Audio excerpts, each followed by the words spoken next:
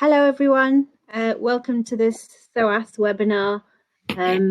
We'll be talking briefly about SOAS in general, just for a few minutes, and then I'll hand over to Dr. Simon Ruff, who is from our International Studies and Diplomacy department, to talk about international studies and diplomacy and also distance learning at SOAS. My name is Salima, and I'm the UK and Europe Student Recruitment Manager at SOAS. I am also a SOAS alumna. I studied both my undergraduate and my master's at SOAS also. So at any point, if you have any questions, feel free to leave them in the questions box. You can also, there's a chat function as well if you have any other comments or questions in general.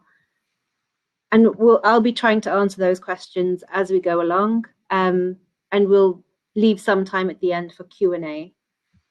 Just a bit about SOAS firstly. We're a small university that was founded in 1916. So we've been around for some time.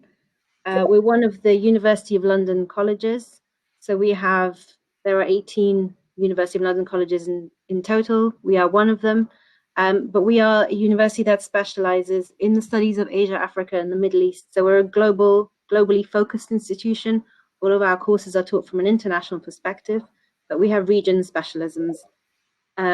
We have a relatively small number of students on campus. We have 5,200 students who are from all different levels, so undergraduate, postgraduate, and foundation. We also have 3,000 students online and studying from over 160 countries. We have over 50% of our students are from overseas. So we have one of the highest proportion of international students in the UK. We have lots of flexible interdisciplinary degree options. So if you were doing either undergraduate or postgraduate courses at SOAS, there's some flexibility between the disciplines that you're studying. We're located right in the centre of London. So not far from anything at all, very easy to get to, very well connected, whether you're flying in or taking the train or just commuting locally, it's very easy to find. And we're also located not far from the other universities of London. So as a University of London student, you have access to their facilities. So you have actually very short walking distance to the majority of those as well. In total, we have around 350 undergraduate degree combinations. We have around 120 master's degree options, and we have over 25 online programs. We'll be focusing more on the online programs in this webinar. The subject areas for on-campus are kind of in three broad faculties. So you're looking at languages and cultures, arts and humanities, law and social sciences. So our courses would range from politics and international relations to development studies, music, African studies, and South Asian studies, for example. For undergraduate level, these subjects can be combined in most cases. For postgraduate level, will be specialist programs in those regions. And we have research courses also. In terms of distance learning, we offer a range of distant learning options. The overall, I'm not going to go through each one of these, but this just gives you an overview of what's available. So they're essentially in development environment policy, development studies, we have financial and management studies, international studies, and also interdisciplinary studies. And these are all masters, some are certificates and some are diplomas as well. And you can take these online, so you could be anywhere in the world. And we have online open courses as well, so MOOCs that are available for you to test out 4 or 5 weeks for the majority of those. And just a quick update on entry requirements for Turkey. For undergraduate courses, we're looking for a minimum score of between 80 to 85% for the Turkish diploma. We're also accepting international baccalaureate, A-levels, the American system, and any other kind of equivalencies. For IB, we're looking at between 35 and 37 IB points, with 665 to 666 at higher level. And for postgraduate courses, we're looking for a general average of between 3.0 and 3.3 GPA from Turkish students. For students from the top universities, we'll be accepting them with a minimum GPA of 2.8. and that would include Barzichi, Sabanchi, Bilkent, Metu, and Koch.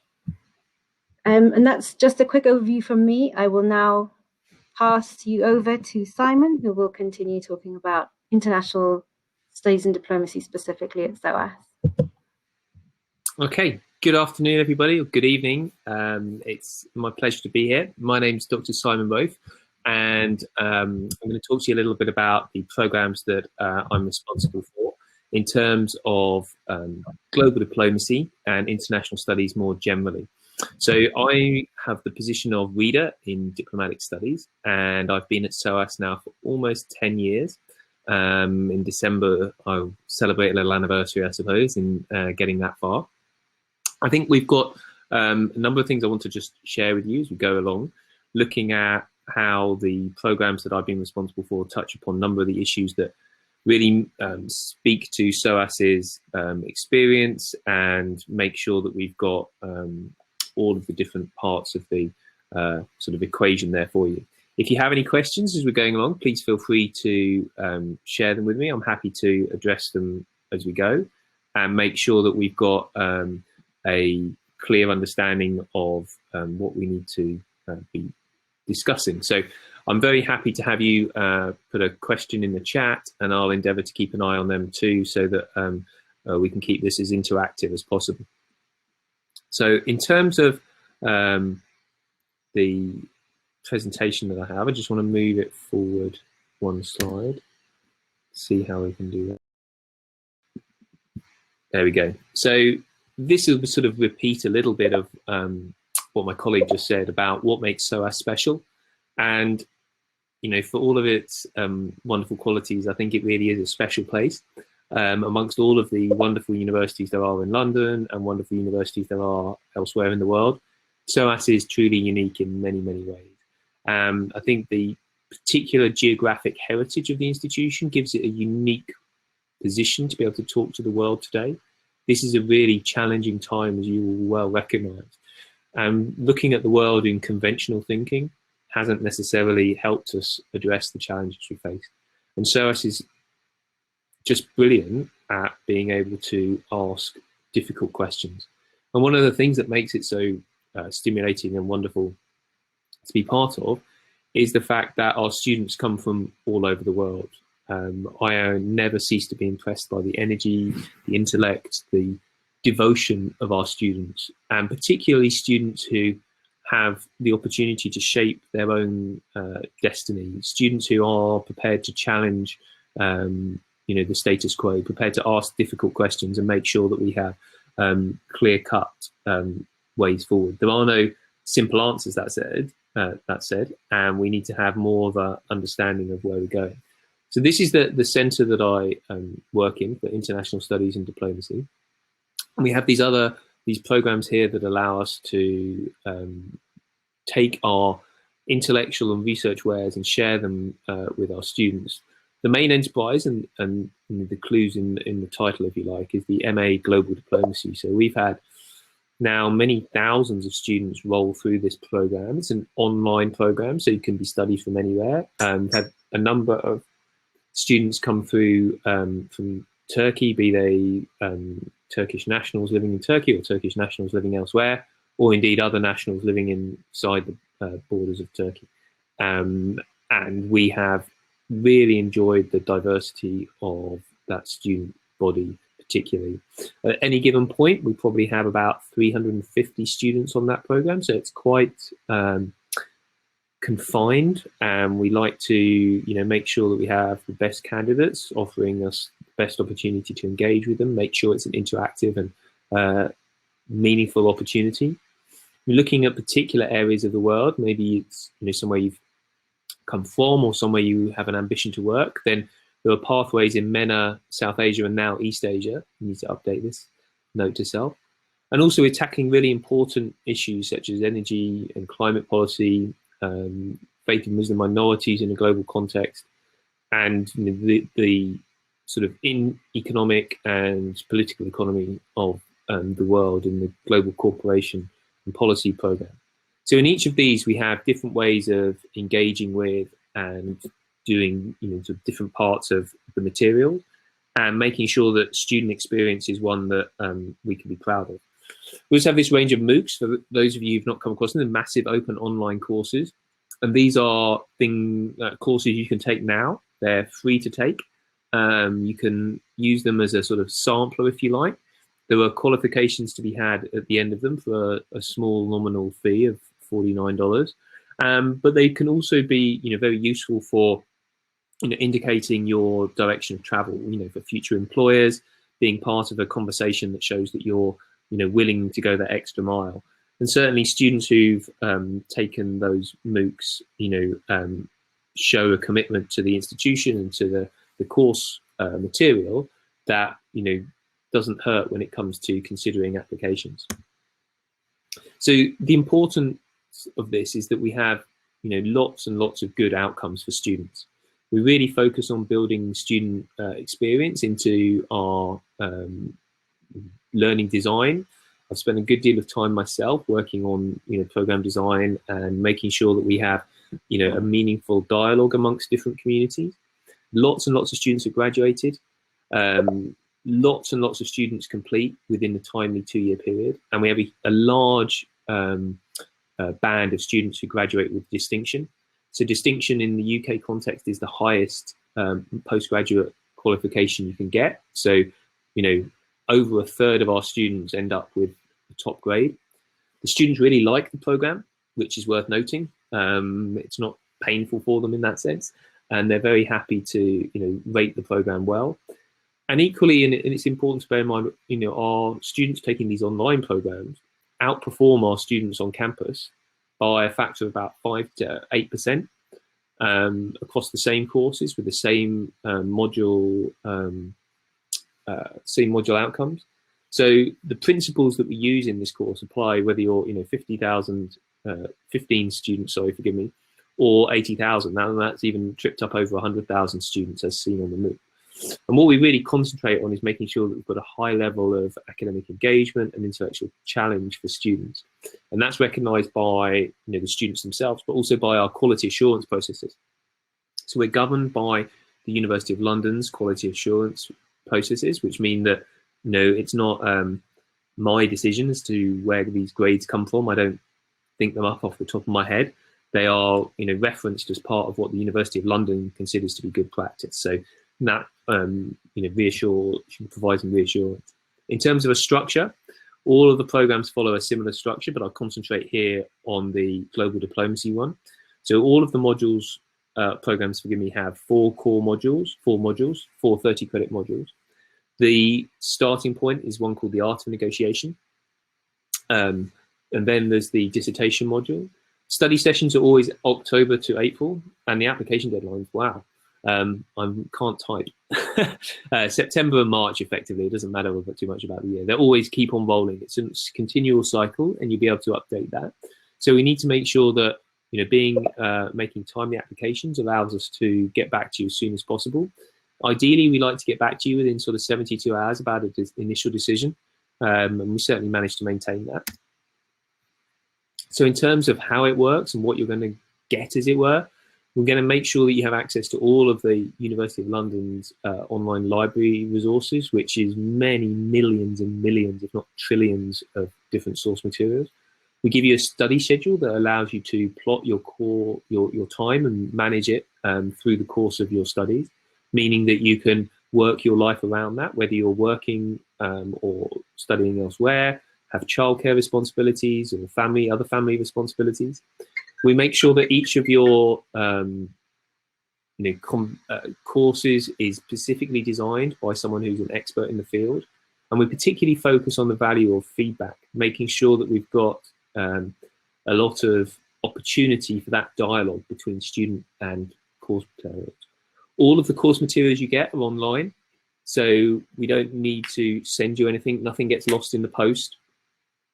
We do need access to the internet, but doesn't require a high level of streaming or particularly synchronous activities. So we can make sure that we can deliver, course materials to people who may not have, a brilliant internet connection, may not even have, electricity for large parts of the day. But you can pretty much do the course on one of these devices as well as on a desktop. So if you're able to access the internet in any way, shape or form through data or Wi-Fi or what have you, then you can certainly be part of the course. And we make sure that we support you in a dedicated one-to-one fashion. So every student has a personal tutor as well as an associate tutor, and those distinctions mean that there are people dedicated to your studies and to your well-being. There's a program director in myself in the case of the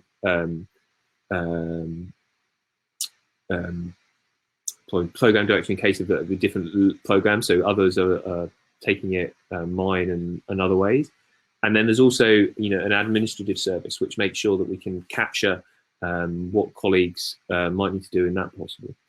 I think it's also important to recognise that it's built on a strong academic heritage. This isn't just, churning out courseware. These are, in the case of the Global Diplomacy Programme, much of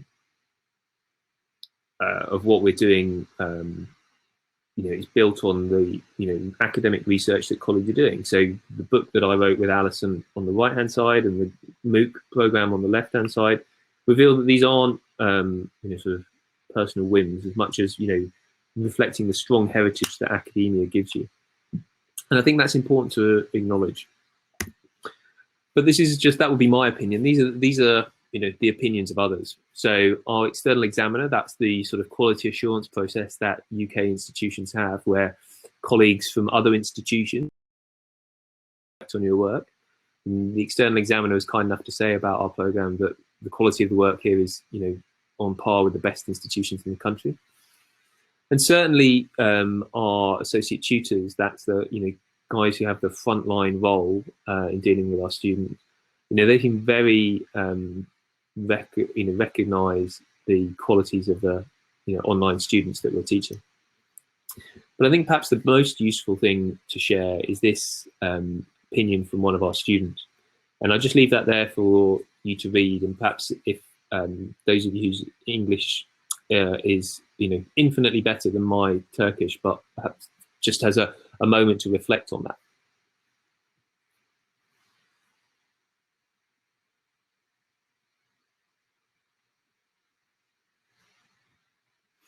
So what I like about this quote particularly is how much the student has recognised the support that we've designed into the programme. They didn't feel disadvantaged. They thought the learning was organised and intuitive. They were able to find their own way through it. And it's inspired them to continue to learn. And I think that's really, heartening as a teacher to know what that is. So in terms of deadlines, as say September and March for October and April starts in terms of the year coming up. And the application process, just to run through that, particularly for this qualification, but again, that rather echoes what my colleague said earlier. So yeah, I'm very happy to take any questions, see anything that I can help you with, and look forward to being part of that conversation.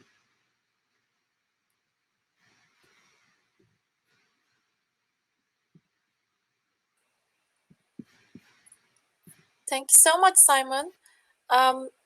No. There are a few questions that Salima has already responded, Okay. but we can wait for a few more questions maybe. We still have time. Yeah, sure. Yeah, very happy to talk further about any questions you may have, the state of diplomacy in the world today, dealing with the challenges we face. I'm just gonna go ahead and give a reminder in Turkish. Maybe people are a little shy.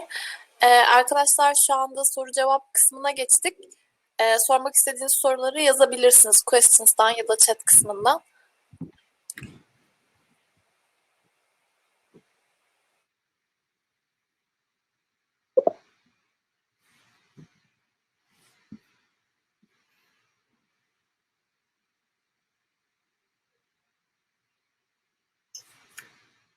Yunus, I appreciate your question about PhD in film studies. I'm not a film studies scholar, but I would recommend to anyone considering a PhD that you're in touch with the academic before making the application. Part of the application itself, I would suggest, is being, in touch with and attuned to the research that a scholar is going to be undertaking and how that's going to fit with your aspiration to, complete a PhD. So I think it's really important to be in touch with your, potential supervisors, scope them out there. We should be mindful of how much they're part of the process as much as you are.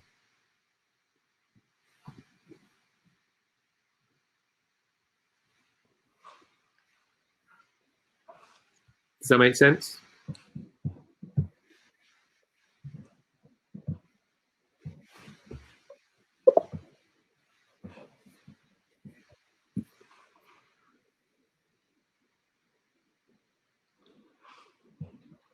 Simon, I have a quick question actually. What do you think makes SOAS diplomacy at SOAS different from anywhere else?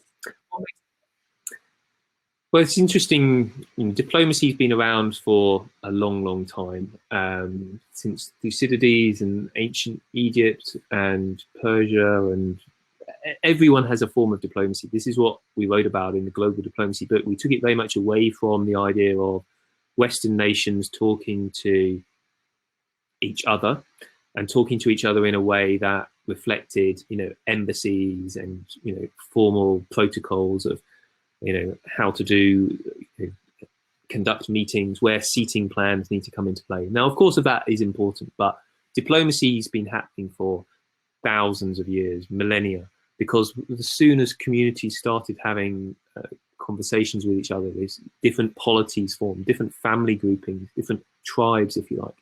That's certainly something that made, it's been crucial to the way diplomacy has been conducted. So it's not just the idea of the state, particularly the Western conception of the state in the Westphalian model. So one of the things that makes CISD's approach different is to take non-Western approaches to understanding diplomacy, looking at the world in the way that other people see it. Particularly good example of that is the way that at the moment the Chinese government, but again for hundreds of years, rulers of China have looked at the world differently. The way they've used cartography to draw maps, the way that they've considered China to be supreme in many regards, in the way that other countries have too. But all of these mean that if you just slightly flip the lens and look at diplomacy not from the position of an embassy sat in a capital of a Western country, but look at it from the position of different stakeholders. Who else is part of the process? How do we talk about people-to-people diplomacy? In some senses, education is a really good example of this, higher education. Can students traveling around the world being part of the conversation and knowing that they're going to have an exchange experience, as I'm sure many of you will, whether you come to SOAS or not, being part of a conversation that you wouldn't have otherwise. That's what makes SOAS's study of diplomacy so intriguing.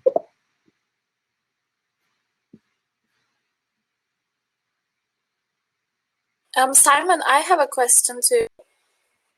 Yeah, sure. What do the graduates of diplomacy do? Like in our world, okay, you might work at the embassy or consulate or Ministry of Foreign Affairs, but what other job opportunities are there?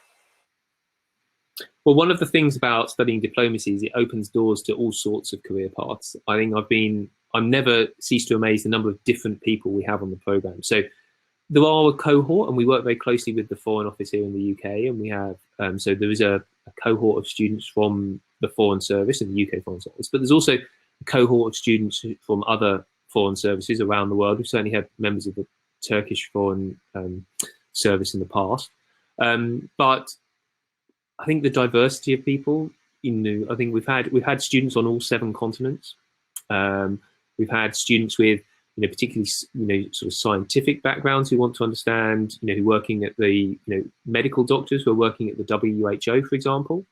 And then you have students who are looking to take the course as a means of perhaps changing their career path. So a majority, but not a huge majority by any stretch, are colleagues who have a, sort of mid-career professional. It's a rather bland term on the one hand, but I think it reflects the fact that at various points in life, people need to sort of reflect and also look at how they can, upskill themselves and be part of a bigger conversation. So, colleagues who are sponsored through organizations like, Médecins Sans Frontières, forgive my French accent, but other, NGOs, there's a huge number of NGO organizations, colleagues who come onto the program, because they have to work with some of the big institutions of diplomacy, such as the United Nations. And then there's also the community of people within the United Nations organizations, which is, a large body of people in itself. Then there's people who are sort of international lawyers working in that regard, considerable number of business people who have to engage with, diplomatic practices as they find them around the world. I think also there's a band of sort of band of people who are looking at, careers in, finance and global society, and also the creative arts. I think one of the things about diplomacy is a recognition of, its three sort of core principles of communication, representation, and negotiation. And those skills manifest themselves in all sorts of, weird and wonderful worlds. One of the major strands of my research at the moment, been looking at concept of sports diplomacy and how that global diplomacy framework, is challenged by, enhanced by the world of international sport. And if you look at the situation that we're facing with, for example, continuation of football, the European Championships that were supposed to be held in, across Europe in the course of the summer of this year, have now been pushed back to next year. Those decisions are diplomatic decisions. How are you going to transition between different countries? How many people are going to be able to follow them? Are they going to be behind closed doors? Can you effectively create national spaces in different countries?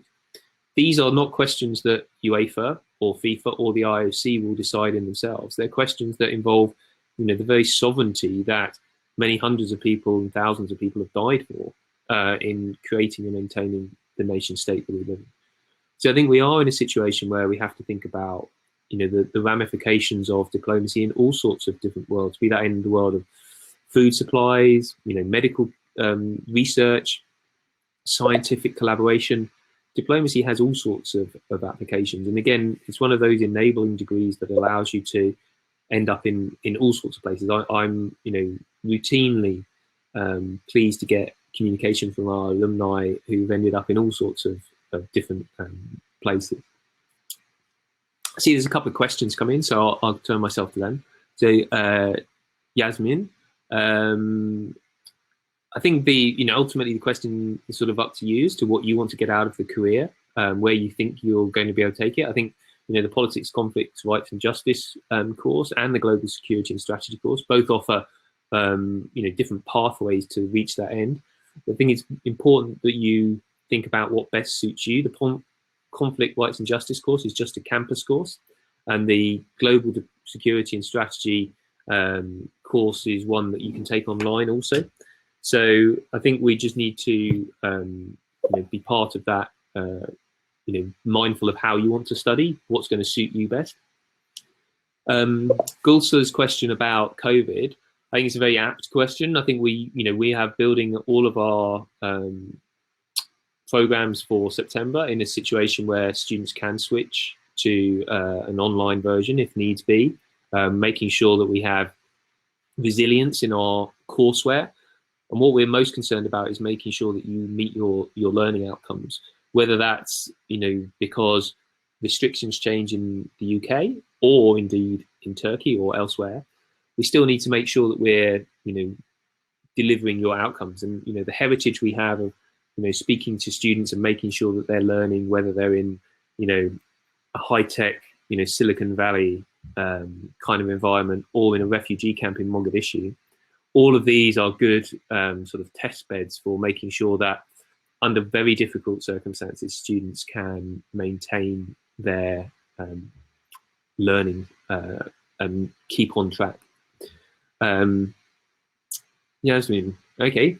Strategic engineered migration, that's a fascinating subject. I was just talking to a PhD student of mine beforehand who's been working on, who took the MA in global diplomacy and then studied for her PhD with me at SOAS, looking at the diplomacy of migration, particularly focusing on the inward migration into the European Union we're comparing responses between Greece and Germany, particularly in light of the 2016 mass migrations, and the circumstances that put that together, and what it means to be a refugee, what it means to be a migrant within those kind of environments. So I think, you'd be very welcome to talk about and study those kind of subjects. We have a huge number of colleagues who work on migration studies broadly, and making sure that you can, considering migration as a security issue.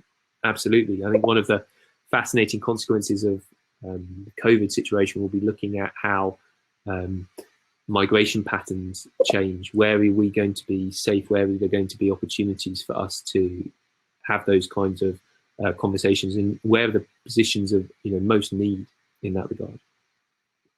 I hope that helps. Anything else?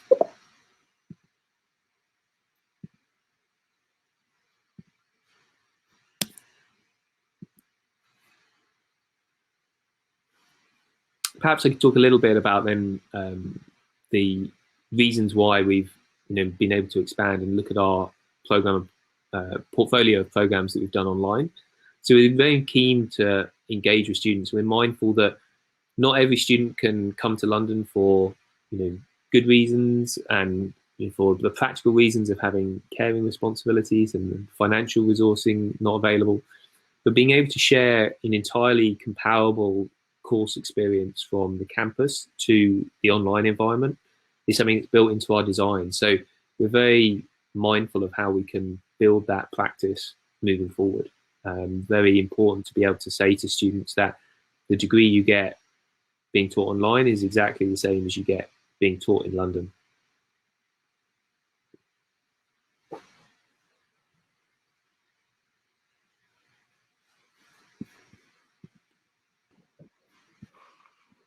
Simon, I've got another question that other students have asked me before, and that's a general question of what the main differences would be between studying international diplomacy and international relations. I think that's a good question to ask.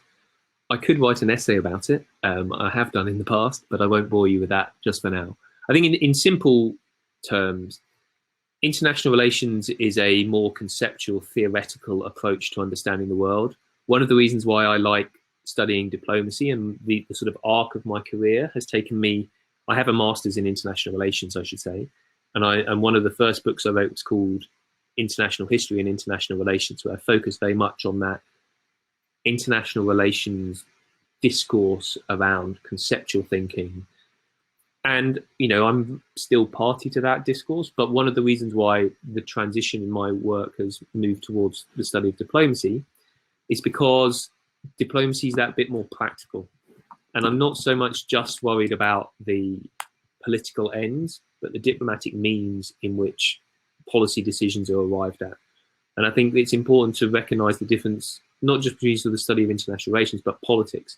Politics to me is about the ends. It's about, in some senses, doing whatever's necessary to reach the political end. And one of the reasons why I became sort of dissatisfied with that to a point is it overlooks the medium by which those ends are achieved. And that's why I think the study of diplomacy becomes even more constructive. It's not divorced from the ends to which it achieves, but it can help shape hugely on some occasions those outcomes. And that's a really important function of what makes diplomacy different from international relations and the study of international politics. It's not just about that conceptual process, and particularly in the Western canon, the critique of the nation state. It's about really asking the sort of deep ontological questions that take a step back from that and ask us what's important in our world. Well, where are the points of connection?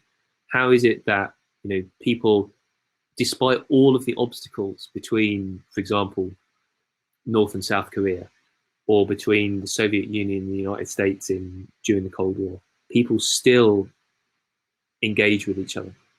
People still have, one-to-one familial relationships, across the Berlin Wall, across, borders in the likes of Cyprus, in Israel, in all of those really difficult places that exist in the world, many of which exist in the SOAS purview and the sort of geographic specificity, they are things that we need to have a, we can offer a better understanding of, I think.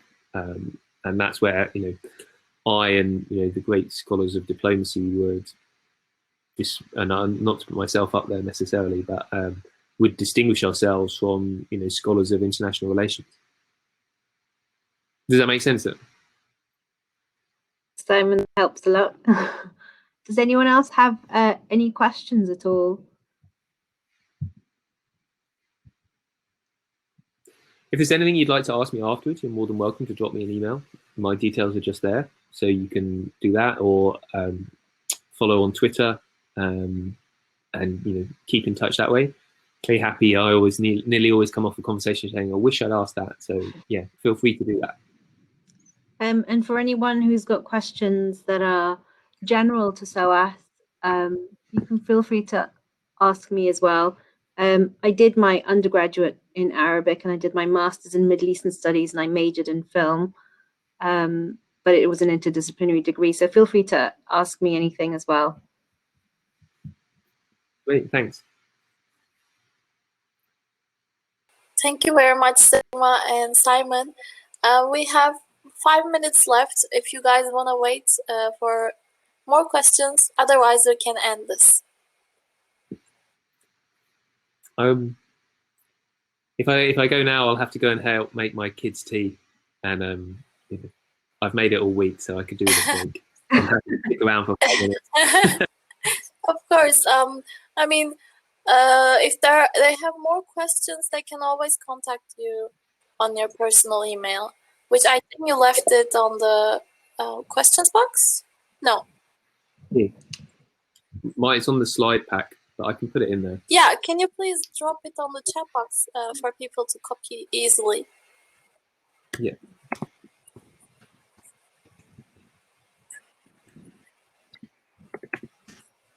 There you go. Great. Okay. All right, then thank you for participating once again. Thank you.